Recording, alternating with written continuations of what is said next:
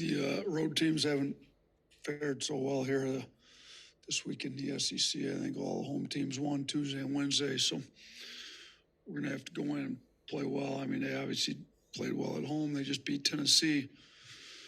That was battle of two of the toughest teams in the SEC. I mean, they're built on toughness. Coach Jans was in the MAC when I was at Buffalo. He was at Bowling Green, and its teams always play tough.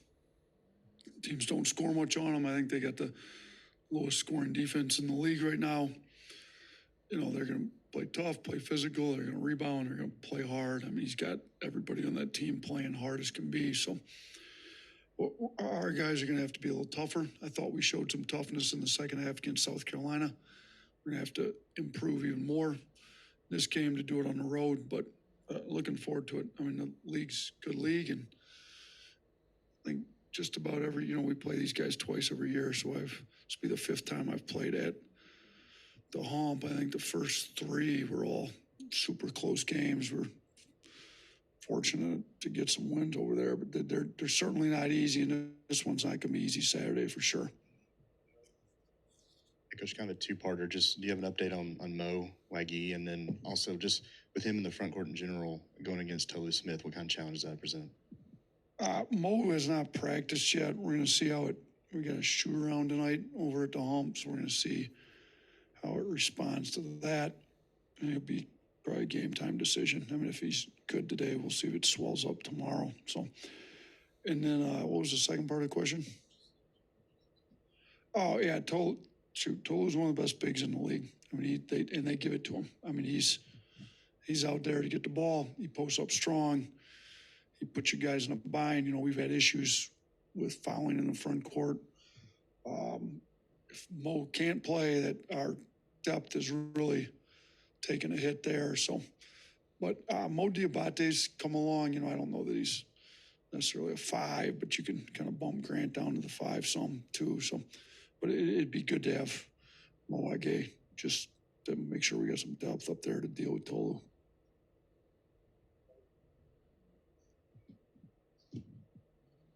Y'all officially announced the signing of Darian Reed yesterday. What does he bring to this program with the signing of him? Yeah, I mean, Darian's super talented, big wing, kind of fits the mold of some of those bigger guards and wings that we've had that have gone to the NBA. Brandon Miller most recently, but Josh Primo.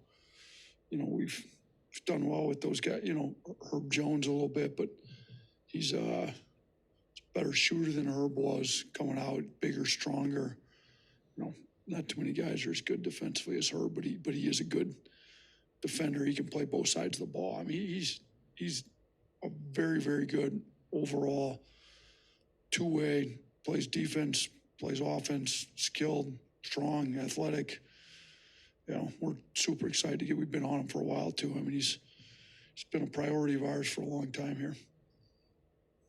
Hey, Coach, I know you released a statement to the Tuscaloosa News the other night after Coach Saban retired, but just as someone, as a head coach here at the University of Alabama, what's something that you learned from him? I know it's two different sports, but something that you took away from his time together. Yeah, I've been very fortunate to spend 4.5 years at the same university as the best football coach, at least in modern football in the country, and one of the best team coaches of any sport, football, basketball, anything.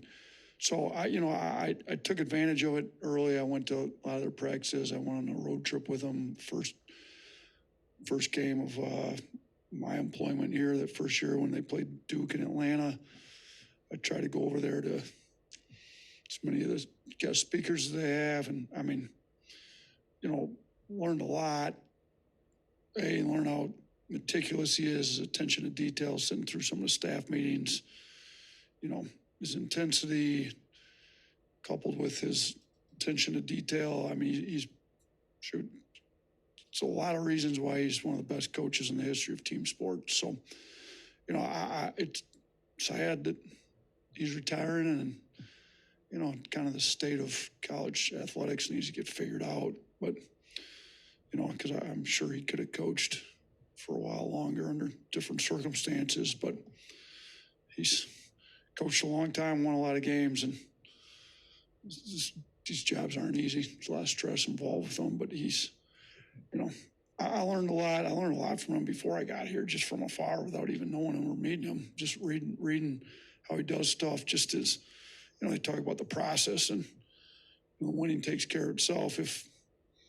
But then to come in and see it firsthand, I mean, he's great, and he's been great to this program. He's great to all the athletic programs here. He wants everybody to be successful. He meets with our recruits, softball, golf, you name it. I mean, he's trying to help every sport be good around here. So, not sure what his plans are, but it'd be great if he stuck around here and there. He came back frequently because I'd love to, you know, he'd call me after tough losses and talk to me a little bit. He was great. So, I'm sad to see him go, and super appreciative for the 4.5 years I got to spend here with him.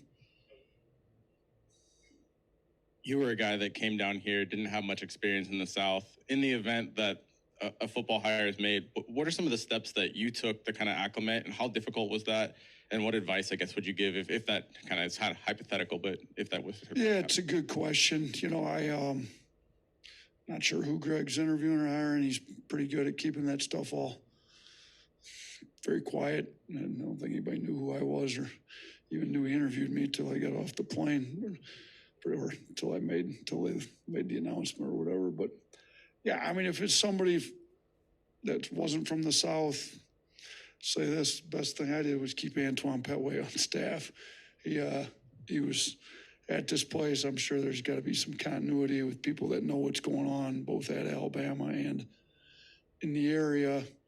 But you know, I think Greg's going to make a good hire. I think if they're not from the area, just got to be genuine. I mean, I think people, whether they're north or south, understand they can see through fake, and they can tell if you're genuine. If you're genuine, I think people down here in the South welcome you in with open arms. Shoot, sure helps if you win too. Come down and keep some of them. I mean, Coach Saban put together an unbelievable recruiting class. Whoever they get, they can keep the recruiting class together and win. Everybody will welcome in with open arms, I'm sure. But Greg will do a good job hiring.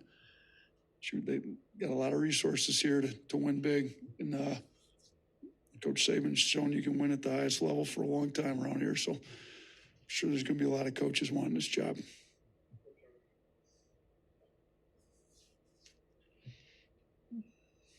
Yeah, just want to ask about State's last game. Just what stood out about their performance against Tennessee? Their resilience, their toughness. I mean, they just came out of the gate and kind of punched Tennessee in the mouth, which doesn't happen to Tennessee ever, really. And then, you know, they had some moments in the game where they turned it over a few times, could have easily folded and collapsed. And you can just tell that they expect to win. Their toughness, their resilience. When they faced a little adversity, I mean, there's times when I was wondering if Coach James was going to call timeout. He didn't call timeout, and these guys fought through it, and you know, he knows what he's doing. He's dealing with a group of tough guys. I mean, just their toughness, their competitiveness, it's at a high level. So, and then Josh Hubbard can score the ball a little bit. The kid's really good for a freshman. So we got to make sure now they've got an experienced backcourt, and then they bring him off the bench he can really score, shoot at a high level. Tolu's playing at a high level. Cam Matthews might be the best defender in this league.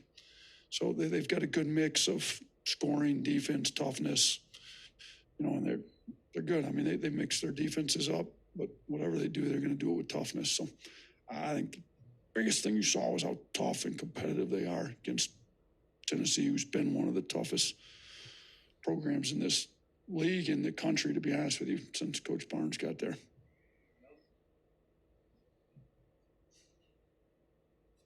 Hey, Coach, I just know at this offseason you guys had a lot of exits from the program and brought a lot of guys in, and that was really the center attention piece of the offseason. But what can you say about Nick Pringle and Rylan Griffin and Mark Sears and what they've meant to this program and kind of teaching those guys the blue-collar basketball mentality this year? Yeah, it's a good question. I mean, we got those three returners that went through a lot of winning last year, knows what it takes to win.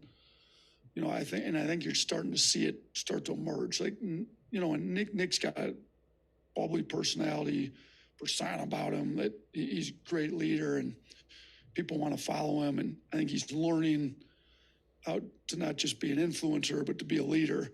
You know, let's play the right way, get guys do like what's winning about, and let's get everybody on board with winning. Mark's kind of the opposite. He's real quiet, not as outgoing as Nick, but he's learning to lead too. Like playing harder, being an unbelievable teammate, just pumping guys up in practice and the games. And then Ryland's taking a really a lot different role. He's become I think he's our best perimeter defender, you know, and he's got a pretty high IQ. He's talking to guys, pointing stuff out, you know.